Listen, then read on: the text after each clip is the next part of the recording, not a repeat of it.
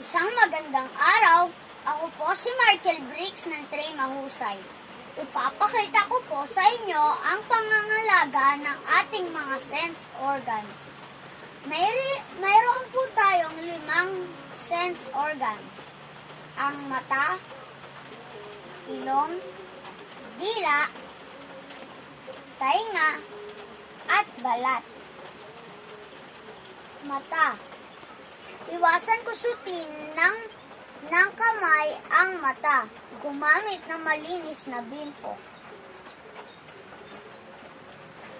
At iwasan magbasa sa madilim na lugar. At maglagay ng sapat na ilaw. At dila.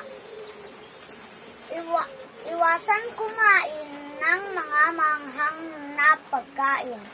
At bago kainin ang mainit na pagkain ay hipon muna ito. Bago din po uminom ng mainit na hipan din ito muna. Ang ating balat. Maligo po tayo araw-araw gamit ang malinis na sabon. Gamit ang sabon. At gumamit din ng lotion.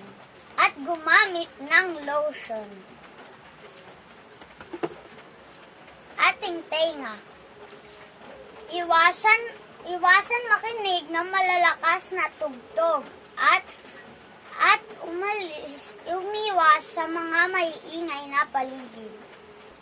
Iwasan din sundutin na matutulis na bagay o daliri ang ating